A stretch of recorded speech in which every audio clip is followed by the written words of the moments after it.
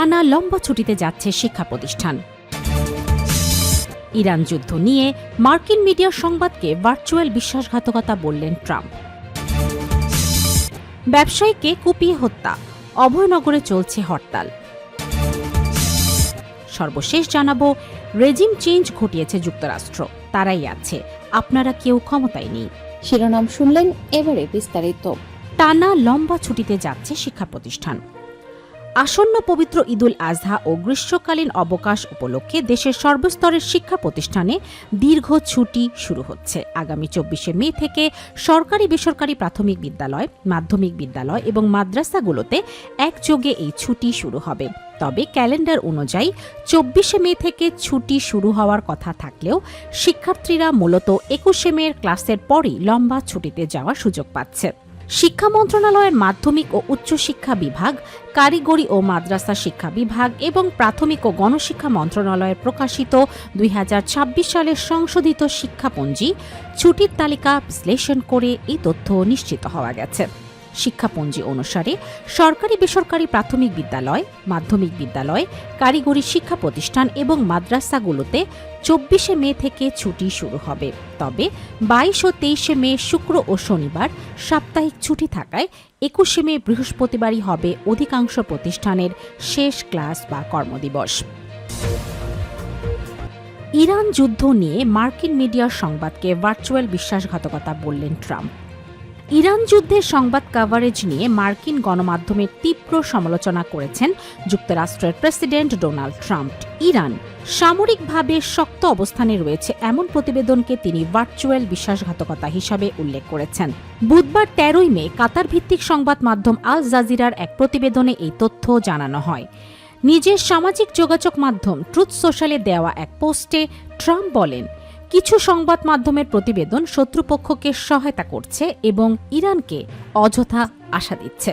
তবে কোন কোন গণমাধ্যমের প্রতিবেদনের কথা তিনি বলেছেন তা স্পষ্ট করেননি। পোস্টে ট্রাম্প লেখেন, তারা শত্রুকে সহায়তা করেই যাচ্ছে, এতে শুধু ইরান মিথ্যা আশা পাচ্ছে যা তাদের পাওয়ার কথা নয়। তিনি বলেন, শুধু পরাজিত, অকৃতজ্ঞ ও বোকা লোকেরাই আমেরিকার বিরুদ্ধে অবস্থান নিতে পারে। এর আগেও ইরান যুদ্ধ নিয়ে সমালোচনামূলক প্রতিবেদন প্রকাশের কারণে বিভিন্ন মার্কিন সংবাদ মাধ্যমের সমালোচনা করেছেন ট্রাম্প প্রশাসনের শীর্ষ কর্মকর্তারা। এদিকে নাম প্রকাশে অনিচ্ছুক কর্মকর্তাদের বরাতে CNN জানিয়েছে, যুদ্ধ সংক্রান্ত প্রতিবেদনের তথ্যসূত্র শনাক্ত করতে সাংবাদিকদের বিরুদ্ধে সমন জারির জন্য মার্কিন বিচার বিভাগকে ব্যক্তিগতভাবে চাপ দিয়েছেন ট্রাম্প। ব্যবসায়ীকে কুপিয়ে হত্যা, অভয়নগরে চলছে হরতাল। যশোরের অভয়নগর উপজেলার নওয়াপাড়ার বিশিষ্ট ব্যবসায়ী আনিসুর রহমান হত্যার প্রতিবাদে ও হত্যাকারীদের গ্রেফতারের দাবিতে আজ বুধবার উপজেলায় সকাল 6টা থেকে হরতাল পালিত হচ্ছে। নওয়াপাড়ার সর্বস্তরের ব্যবসায়ী ও শ্রমজীবী সংগঠনগুলোর আহ্বানে এই কর্মসূচি পালন করা হচ্ছে। সকাল থেকেই হরতাল সমর্থকেরা দোকানপাট বন্ধ রেখে যশোর খুলনা মহাসড়কের বিভিন্ন পয়েন্টে অবস্থান নিয়েছেন। সড়কের উপর টায়ার জ্বালিয়ে ও বাঁশ বেঁধে অবরোধ করায় সব ধরনের যানবাহন চলাচল বন্ধ রয়েছে। একই সাথে নওয়াপাড়া নৌবন্দরের ভৈরব নদে অবস্থানরত কার্গো জাহাজ থেকে পণ্য খালাস সহ ঘাট ও গোডাউনের যাবতীয় কার্যক্রম স্থবির হয়ে পড়েছে। গত 6 মে সন্ধ্যায় বাসা ভাড়া দেয়াকে কেন্দ্র করে আনিসুর রহমানকে কুপিয়ে হত্যা করা হয়। হত্যাকাণ্ডের পর ঘটনাস্থলের একটি সিসিটিভি ফুটেজ সামাজিক যোগাযোগ মাধ্যমে ছড়িয়ে পড়ে। রেজিম চেঞ্জ ঘটিয়েছে যুক্তরাষ্ট্র, তারাই আছে, আপনারা কেউ ক্ষমতায় নেই। রেজিম চেঞ্জ ঘটিয়েছে মার্কিন যুক্তরাষ্ট্র, ফলে তারাই এখন ক্ষমতায় রয়েছে। ক্ষমতা আপনাদের হাতে নেই, সামনে অনেক বড় বিপদ রয়েছে, এমনটাই জানিয়েছেন কবি ও চিন্তক ফরহাদ মাজহার।